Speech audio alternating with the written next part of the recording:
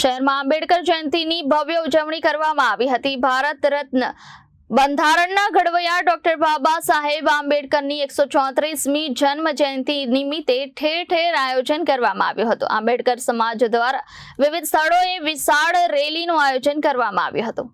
આંબેડકર જયંતિની ભવ્ય ઉજવણી સુરતમાં કરવામાં આવી હતી। ભારત રત્ન બંધારણના ઘડવૈયા ડોક્ટર બાબા સાહેબ આંબેડકરની 134મી જન્મ જયંતિની ઠેર ઠેર આયોજન કરવામાં આવ્યું હતું। શહેરના આંબેડકર સમાજના અગ્રણીઓ દ્વારા અલગ અલગ વિસ્તારોમાંથી રેલીઓ કાઢવામાં આવી હતી, જેમાં મુખ્ય રેલી સુરતના સ્ટેશન વિસ્તારમાંથી શરૂ થઈ હતી। અહીં સરદાર પટેલની પ્રતિમાને પુષ્પાંજલિ અર્પણ કરી આ રેલી શહેરના અલગ અલગ વિસ્તારમાં ફરીને રિંગ રોડ ખાતે બાબા સાહેબ આંબેડકર પ્રતિમા પાસે પૂર્ણ કરવામાં આવી હતી। આ રેલીની અંદર લાખો લોકો જોડાયા હતા। વિવિધ સાંસ્કૃતિક કાર્યક્રમનો પણ અલગ અલગ વિસ્તારોની અંદર આયોજન કરવામાં આવ્યું હતું।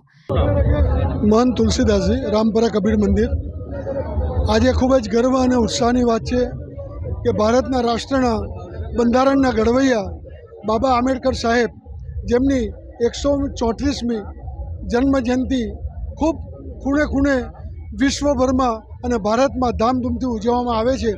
આજે સુરેશભાઈ સોનવલે અને એમની કમિટીએ આ સુંદર યાત્રાનું આયોજન કર્યું છે।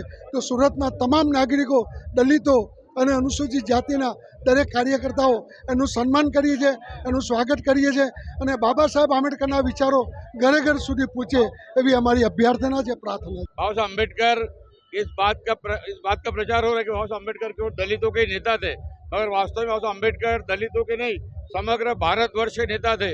महिलाओं के लिए, शोषित पीड़ित मजदूर कामगारों के लिए जो काम कॉन्स्टिट्यूशन में उन्होंने किया, वो छत्रपति शिवाजी महाराज, भगवान बुद्ध और उन समकक्ष विचारधारा को संविधान में लेकर इस देश को एक बढ़िया से बढ़िया संविधान बाबा साहब ने दिया है।